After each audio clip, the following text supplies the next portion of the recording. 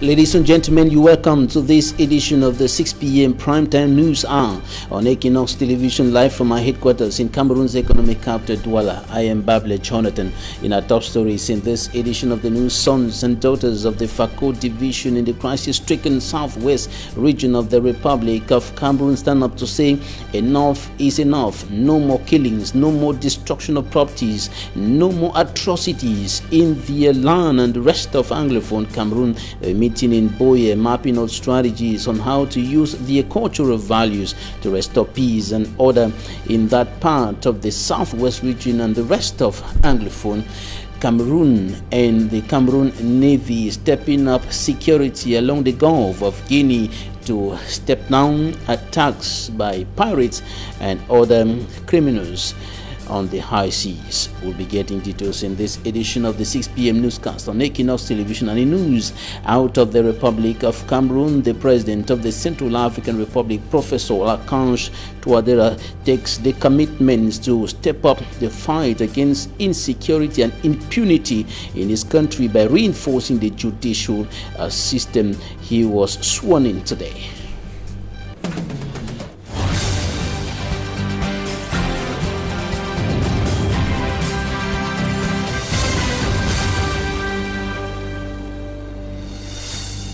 It's been 4 years and more of killings, destruction, and other atrocities being committed in the two English-speaking regions of the Republic of Cameroon, the northwest and southwest regions. The crisis, which started as a protest of teachers and lawyers, quickly degenerated into an armed conflict, and peace has been a rare commodity, so to speak, in several parts of those two English-speaking regions that have continued witnessing gun battles between security and defense forces, pro-independence fighters, and of course killings and destruction of properties have continued in those two regions, including abduction of persons.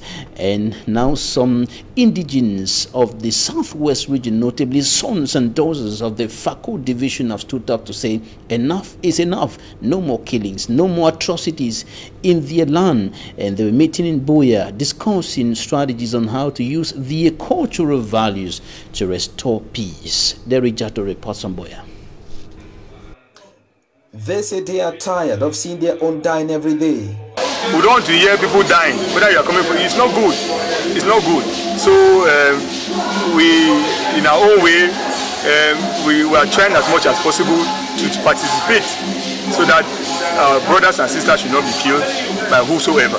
Though most of them today live and work out of Fako division, but all of these members have once been here for education, reason why they have converged on Boya, one of the towns in Fako division that gave them their academic identity. And they came together for one thing, to promote who they are and pass this uniqueness down to their ideological successors. You saw in the General Assembly one of our resource persons, and the brother came out with a chart teaching the Bakuri language, which we have to use this chart to sensitize and to educate most of our kids who are in secondary schools, and high schools, and even universities. And to Grey Ekomemwambo, the president of the association, the roadmap has already been drawn. We are going to create or redynamize these Fako Australian Union branches in our schools, from secondary schools to our universities. I don't want to say those associations don't exist any longer. They are there, but we need to give them a push. And the come together of Fako All Student Veteran also witnessed the amendment of their constitution. Pirates attacks have been recurrent in the Gulf of Guinea, and the Cameroonian Navy is now stepping up security along that area in order to curb, why not eradicate, the activities of criminals on the high seas. And of course, this follows an operation carried out by the Navy forces from member countries of the Gulf of Guinea. For me, I'm Strong Sander, France in details. Ship.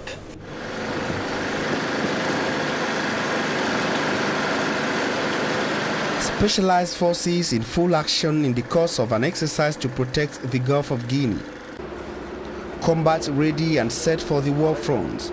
The men and women in uniform showcase their might and technical know-how far into the high sea as part of their mission to protect the Gulf of Guinea from pirates as well as rescue goods and persons off the coast.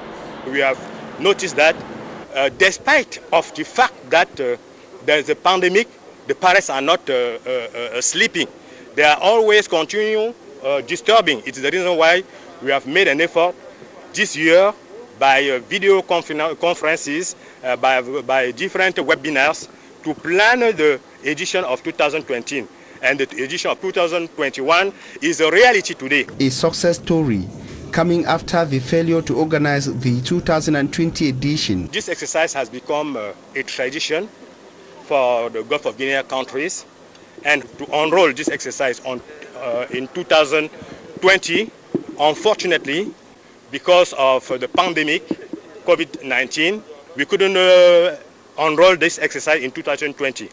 But it does not prevent different pirates to perpetrate illegal activities at sea. In the Gulf of Guinea, internationally reputed for its strategic position. The Gulf of Guinea is a very important way for merchant ship, for trades, so we must keep it very secure. The exercise, characterized by a rapid intervention and a rescue operation, involved member countries of the Gulf of Guinea. We have the honor to receive here in Douala the frigate from Equatorial Guinea, and at the moment that I'm speaking to you, there's a Cameroonian patrol vessel who is in Sao Tome and Principe. The over 4 days operational exercise ended at the Douala Naval Base in the presence of Marine officers, Navy captains, the commander of the 2nd Gendarmerie Region, and the commander of the 2nd Military Region. An information from the International Maritime Bureau indicates that the Gulf of Guinea records the highest number of pirate attacks, 130. More than 130 sailors were taken hostage in the Gulf of Guinea last year, and according to the International Maritime Bureau, there were 135 maritime kidnappings recorded in 2020 in the Gulf, and 130 of them took place in the Gulf of Guinea. This is why the Cameroonian Navy is stepping up security along that area. Now to Konsamba in the Mongo Division, littoral region of the Republic of Cameroon. Inhabitants are saying that the operation the Keep Clean operation launched by the city mayor Ndoki Epo Frederick won't be a success if burning social issues disturbing them are not solved. According to the inhabitants, the forceful eviction plan by the city mayor is not going to work if adequate measures are not taken to ensure that it does not provoke an uprising in the town. Details with Smanjik and Gabriel. The city mayor of Konsamba has launched a campaign to keep his town clean. According to him, for the fight to be a success, persons selling by the roadside will see their structures demolished. Unfortunately, the move of the city mayor hasn't been welcomed by the inhabitants of Konsamba, as a car which was about to be taken away by the city council police met with stiff resistance from the population.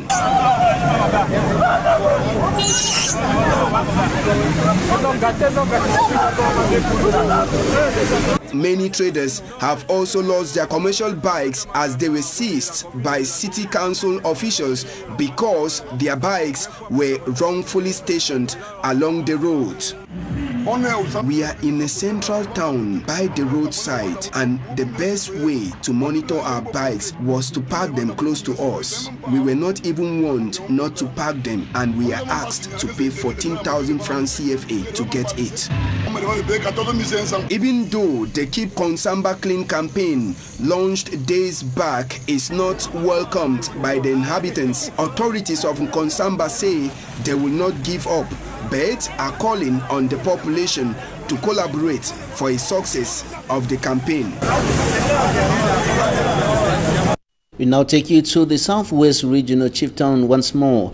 Derek Jato is on standby with details on water crisis in that part of the country. Inadequate potable water supply is becoming a very serious problem in several parts of the town where inhabitants do not have adequate access to potable water. Derek Jato has more.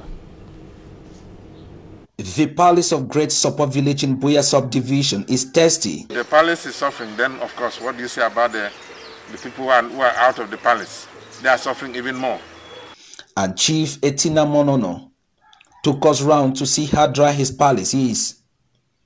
This second-class traditional ruler, chief of the Great Support people, and a member of the Southwest House of Chiefs, told us that he don't remember when last the precious liquid dropped from here.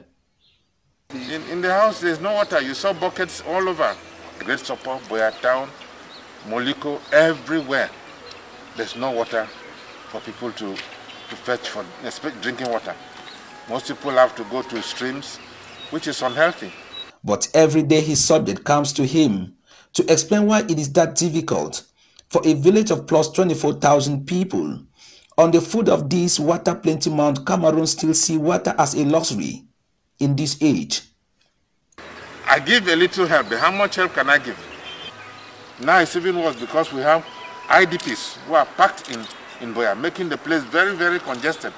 And for those in charge, if the water distribution job is more than them, they should be honest to tell the Cameroon government to look for another solution.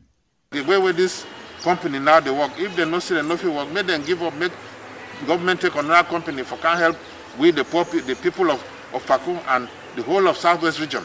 And to his elite, effort must be harnessed now, not later.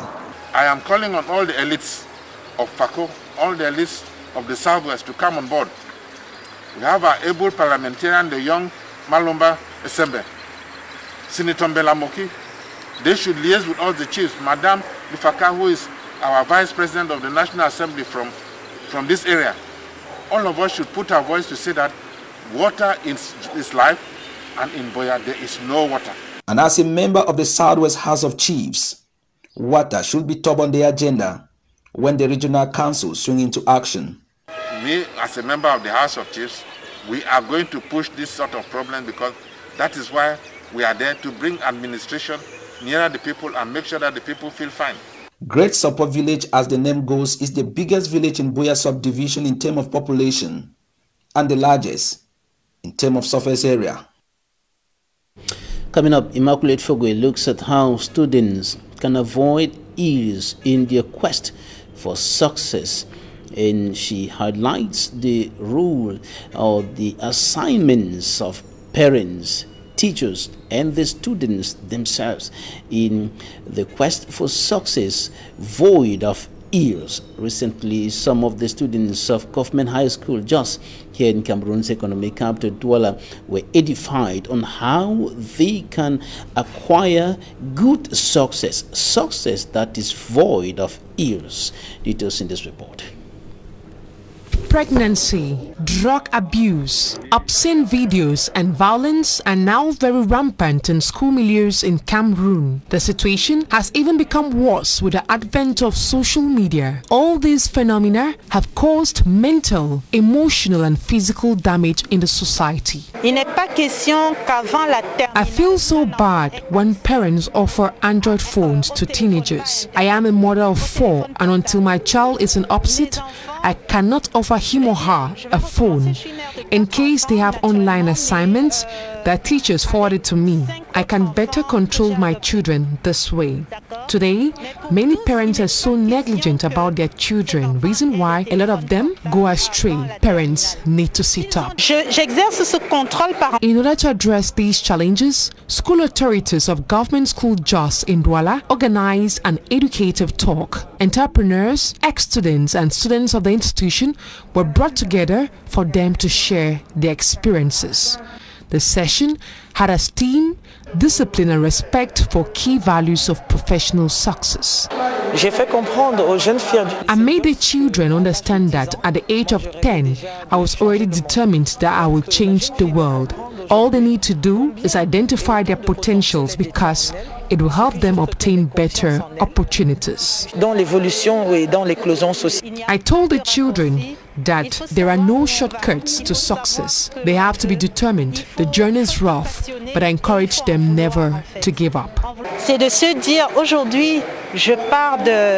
According to the discipline master of Lycée Jos, Comme Victor, the school has put at the disposal of students guidance counselors who regularly follow them. The students at the end of the educative talk expressed gratitude and promised putting into practice all what was said. As a result of the impact of the coronavirus pandemic, the mailing service of the Ministry of Public Service and Administrative Reforms has been facing multiple challenges with the delivery of its services, and this problem has urged the Public Service Minister to digitalize the whole service. He was here in Cameroon's economic capital Douala earlier today for this purpose. Details in this report by Charles Kamer. The mailing department of the Ministry of Public Service and Administrative Reforms, whose function is to receive, inform and guide users as well as distribute mails and filing of documents, has been declared a digital platform as a result of the COVID-19 pandemic, which has hampered most activities of this service. The declaration was made by the Minister of Public Service and Administrative Reforms, Joseph Le, at the Community Hall in Akwa, Douala 1 Subdivision. Due to the coronavirus pandemic, our administration went through a lot of setbacks in the past year. So for this reason, the Ministry of Public Service and Administrative Reforms has fixed certain objectives so as to develop and modernize its services. Furthermore, the ministry has envisaged to develop the flow of information and the process for the elaboration of documents for its users. It is therefore primordial for us to introduce a telecommunications service provider for our users. According to the minister, these new reforms were put in place due to complaints of users who can't access timely information. These reforms, which have been put in place to ease the process for users, were elaborated based on research. Therefore, our customer service will now be an online platform which will have a numeric code number and a digital innovation known as CGPS, which will be deployed in all regional delegations of public service and administrative reforms. The minister further went on to elaborate some of the new mechanisms put by the ministry to ease the flow and access of information to its users. The new numeric service number will be 1522 and will be free for the interactive exchanges between customers and our services. There will be constant information to users to keep them informed and to notify them of their requests without them having to displace themselves to come to the ministry. With all these measures put in place, the expected output will be to decongest the notification office by effectively implementing digitalization, simplification of information and notification procedures, which is the central priority of the ministry. Out of Cameroon, after paying homage to the founding father of the Central African Republic, Barthélemy Boganda, the country's president, Professor Archange Touadéra, has been sworn in as president of that country. And of course, Faustin Archange Touadéra was sworn in earlier today after emerging winner of the December 27, 2020 presidential election, according to results made public by the Independent Electoral Commission and confirmed by the country's highest judicial institution. Mr. Touadéra, a former mathematics professor, obtained 53.16% of the vote cast during the first round of the election, and during his inaugural speech he committed himself, or he took the commitment to step up the fight against insecurity in his country as well as impunity and he was sworn in today after he and his collaborators and the entire Central African people paid homage to the founding president of that country, Barthélemy Bowanda. That was yesterday, and now he has ahead of him the huge task of fighting militias, and there are many difficulties that lie ahead of the president, Faustin Archange Touadéra, and the most urgent issue is to deal with the militias, indisciplined soldiers and armed vigilante groups in the country. And he has promised to reinforce the judicial institution, the judicial system of the country, to fight against impunity and of course to work for the well-being and growth of the Central African Republic and her people. That's it for the first part of this newscast. Talking Point is up next.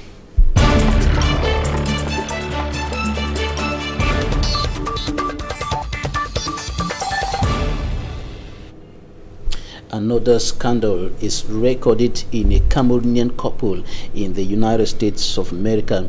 A Cameroonian lady dies after a conflict with her husband in Washington, D.C. She's said to have developed health complications after a dispute with her husband, and she gave up the ghost. And this issue brings back to the table the issue of conflicts in marriages, conflict in matrimonial homes. That's why today we are receiving a servant of God, and he's also a marriage or relationship counselor.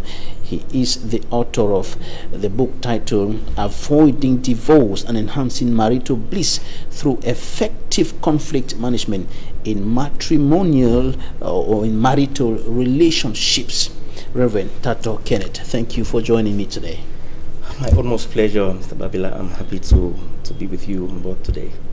Right, you're an expert in as far as conflict management in marital or relationships is concerned. When you look at what happened recently in the United States of America, what's your analysis of the situation? What actually could have provoked the man to get into the level of dispute that led to the death of his wife?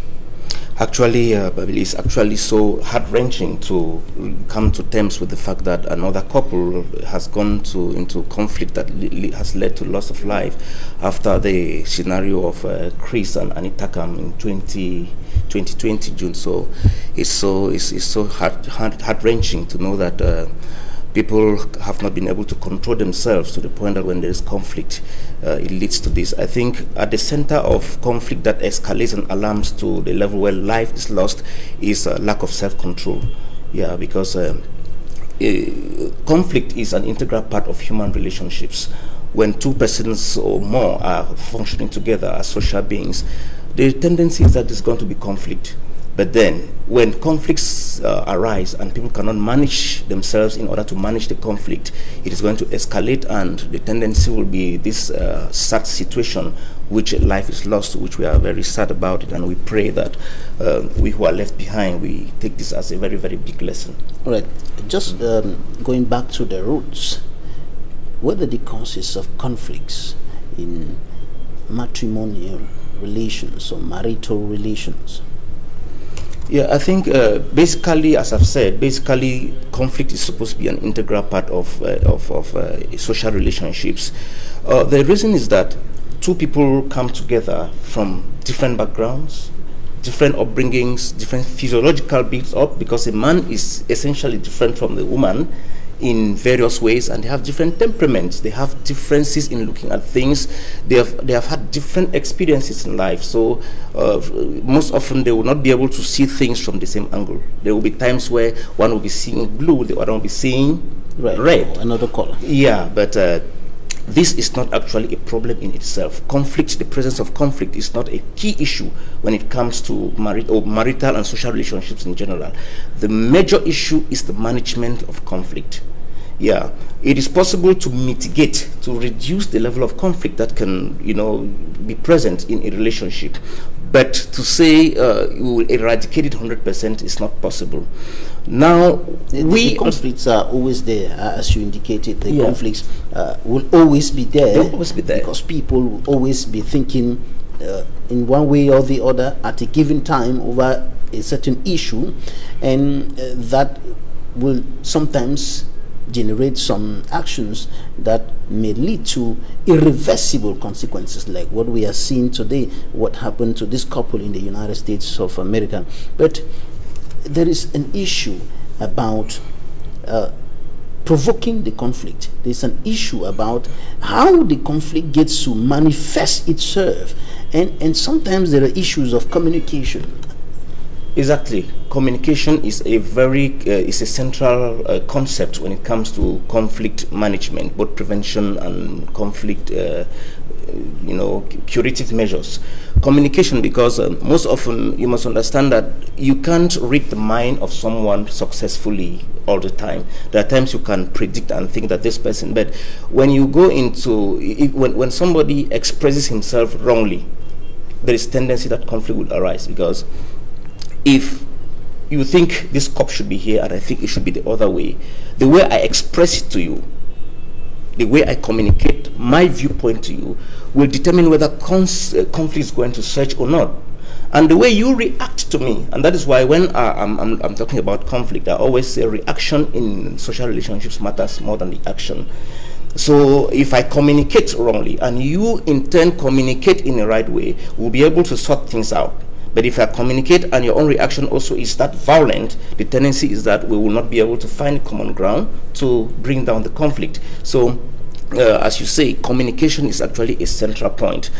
Communication being that if you are violent in your approach, or if you are too predictive in your approach, because there are some people who function in social relationships like soothsayers. They're always wanting to read somebody's mind, while some function like archaeologists. They always want to go back to the background and resurrect issues that had been sorted long ago and supposedly classified, supposedly filed. They go back to resurrect them and bring them again to interpolate them into present context, which is not always the best approach when it comes to the management of conflict. Maybe to break what you're saying down to a lower level, an example, like I say something, maybe I've spoken 2 words, and out of the 2 words a whole book is developed. And what I did not say is included. It's included in what you are trying to bring forth. And most often when such people do such, it will be difficult to function only with the present. They will go and say and bring things that had been, maybe you people set and settled them long ago, some 3 years back,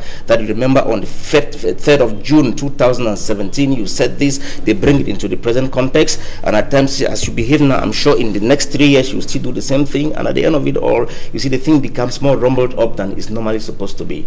So I think communication, as you said, if people can learn how to address facts and not address persons during conflict, it is going to go a long way to help them in managing conflict. All right. There are also issues, of course, of money that is always there. You're not transparent. That is another area of conflict. I would like to classify that under selfishness, because if 2 people, for instance, have become a couple, normally there is supposed to be that level of transparency. As you say, there's supposed to be some transparency between the 2 of them. But now when someone begins to build a personal empire in the background, you buy land and keep for yourself, not for the common good of the relationship any longer. You have a secret bank account and so on and so forth. I think the natural tendency of the human beings is that nobody likes to be cheated. I think not you, because me, I don't like to be cheated. When I discover that somebody is coming across as if I'm being cheated, there's resentment. It will be, in fact, it's natural that resentment will be built.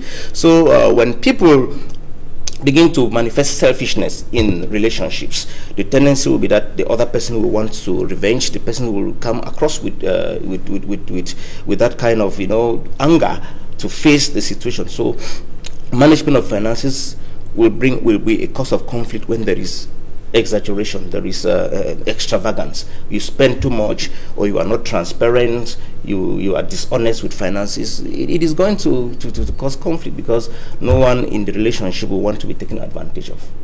Well, what about issues of service team? like, you know, the Bible says the woman should submit, and then the husband should love the wife. But this submission sometimes is interpreted as some sort of subjugation, and then you become like the boss, or the guy who is always dictating on the wife because she has to submit. Yeah, that is a key issue, because in marriage there is what you call role relationship. Everyone has to understand his or her role and see to what extent you play a role efficiently and effectively, so that your wing does not leak, as they say in football. They say a leakage in your wing. What you're saying is very pertinent, Babila. There is a problem when it comes to submission. There are times, if there is no close balance between the two concepts, the concept of love and submission in marriage, there is going to be problems.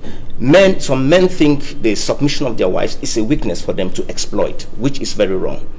While some women think if they submit, they will be looked upon as if they are second-class citizens. So at the end of it all, the way the man is configured to be, he doesn't want somebody who will compete with him. That's the ego of the man. I also encourage women that play with men in many other areas, but when it comes to their ego, try as much as possible not to step your bounds into their ego. That is how the man is configured to be. He wants to be the head, and it's to be so. He was already made the head by God. Exactly. So he wants to be recognized as such. So when you want to begin to step into his ego, there is going to be resentment from his angle, and when there is resentment, there will be trouble. Now, some people used to say, if my husband, there's some ladies, they say, if my husband loves me, I will submit, and the men say, if she submits to me, I will love her. So there is always that conflict. But I want to say, all the men, they may not be very happy with what I want to say, but the burden of that particular formula lies on the man. You have to love first, because when you look at the typology in the book of Ephesians that the Bible gives, the first person who is supposed to make a step is the man, who is supposed to love first in order to trigger the submission of the woman, because Jesus loved the church first before the church was requested to submit to him. So, but essentially, I think if everyone learns to play his role well, it's going to solve some things by default. The challenge comes in when a woman wants to be dragging. So, and no man would like to function with a fellow man. If you want to enjoy your husband, be his wife, and being the wife is incarnated in submission. What can possibly push a man to the point of beating his wife, sometimes his pregnant wife, to the point of death? That is, in fact, that is animosity. I remember one of the servants of God I respect a lot. He has said it as a rule that within his church setting, if you as a man beats up your wife, the other men are going to join to beat you up. They are going to join to beat you up. In fact, it is wrong for a man to raise his hand on his wife, whether pregnant or not pregnant. It is not a good thing to do. There are other ways you can pass across your disgruntlement. If you are not happy with one thing or the other your wife has done, you can always pass it across in another way. To say you want to raise your hand to be beating up your wife is actually, it's not the solution. It is demonstration of cowardice. We are now talking about management, how to manage those conflicts, how to ensure that those conflicts do not produce undesired results, like what we're talking about, death. And sometimes some women have one of their eyes swollen and things like that. Yeah, I think essentially the first of things to do when conflicts comes is self-control. When you can control yourself when something comes up, when a conflict arises, self-control is a key factor, because if you don't control yourself, your inner man can be animated by bitterness, by frustration, and you end up doing things that at the end of it all you sit and am I the one who did this? So when you control yourself when conflict has come, there are times when something comes, you can give it a little bit time. You can walk away for a while, have yourself calm down, because right there you can end up doing things that will be regrettable. Self-control is one thing that I want to prescribe, or I want to encourage as a key factor when it comes to the management of conflict. Then, one of the things I also want to encourage is that, when you tame your tongue, the way you speak when conflict arises. There are some people who, when there is something, they begin a conflict, something begins with their husband or their wife in the room, they want the whole quarter to hear. That's a wrong approach. We, in marriage counseling, we always advise that, as much as possible, handle your stuff, two of you. If it goes worse, before you can look for an objective third party. Because there are some people who come into the conflict just to fan it up, rather. So it is good to get an objective third party who will be able to come and not take sides. Because there are some people who will, like the woman runs to her mother, the majority of the cases with that, the mother will want to come and take sides with the daughter. Motherly instinct. Yeah, you want to take sides with the daughter and so on. So it is better for you to get, if there must be a third party, it should be an objective third party who will come into, you know, not to fan or to come and be biased, and at the end of it all causing, you know, the thing to rather move further than it was supposed to move. Then when it comes to management of conflict, again, one thing we encourage people to do is that be conscious of the cost dimension of conflict management or of reconciliation. Reconciliation is costly in many instances, but it's not overpriced. I want to break down what I'm saying. There are moments that you will have an explicit cost. It may even take finances. It may take material worth for conflict to be dissolved. For instance, your wife has mismanaged $1 million. At times you think within you, is she worth $1 million? Should I get beating her because of $1 million? No. So that is the cost dimension, explicit cost. Then at another point, the cost may be implicit in terms of your self-ego. At times, climb down from that high horse. When you are down, you can easily talk things through with your spouse. And you know, because one thing with conflict is that it begins like a spark. The spark starts, the flames, and then the wildfire. Nobody ever knows the dimension it's going to take. So that's why the best thing to do is that work very hard for it not to go further than it is now, because you may think you have an upper hand, you were on the right. And by the way, nobody is ever 100% right, or nobody shares 100% of the blame when it comes to conflict. So when you look at how to quench it at its infancy, it helps a lot. And it is not always just easy, it is always costly, implicit and explicit cost. So in other words, it's not about I'm right or you're right, it's about quenching the conflict. Quenching the conflict, because being right at the end of the day may end up, you know, the damage may end up coming in fact weighing so much on you, though you were right. Let me take for instance, I'm wanting to take it to an extreme. Let's say the conflict that started and you were on the right, to an extent on the right, and you people ended up in a fight, and your wife speaks her, her high heel, and one of your eyes is, is extracted with it. Your right or your being right to whatever extent will not replace the eye that has come out. So nobody ever knows the dimension that conflict is going to take. So it is always good that when it starts, do all, both of you, to kill it at its infancy. And it is often said that prevention is better than cure. So now, preventing it from getting to the level where it will be difficult to control or repair some of the damages is good, but I think it's much more better to prevent the occurrence of conflict. So how to prevent that? Yeah, preventing, as we've said, the manifestation, because you will always be there. You will always be there. Preventing the manifestation now. Preventing the manifestation, the first of things is that when you're when you get married to somebody, know your spouse, or you are functioning with somebody. These things we're talking about, they even cut across relationships within a work environment. They cut across relationships within a church environment. When you get married to somebody, know your person, or you are functioning with people, know the people you're functioning with.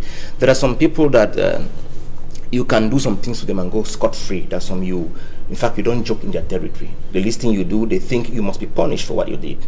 So if you know that these are the likes and dislikes of my spouse, you will want to at least compromise, because if you do this, he or she is going to be angry. So the best thing for you to do is that you avoid doing the things that will hurt the person as much as possible. Error has its place too. Now, if I know that my wife hates seeing things scattered when she comes back, she sees things are scattered everywhere, The best I can do is I try to maintain some order, if not for anything, for her sake, so that when she comes back, those hard feelings and the bitterness that should have been triggered by the scattered environment is done away with. Right. So, yeah. Know your partner, know the next person you're dealing with, and know what to do and not to do. We will certainly have another opportunity to go deeper in this very important subject, for it is often said that the conflict in society starts from homes. Thank you so much, Reverend Tato Kenneth. You are a marriage counselor and the author of the book Avoiding Divorce and Enhancing Marital Bliss Through Effective Conflict Management in Marital Relations. Thank you for your time. My pleasure. Thank you, ladies and gentlemen, for staying with us. Goodbye.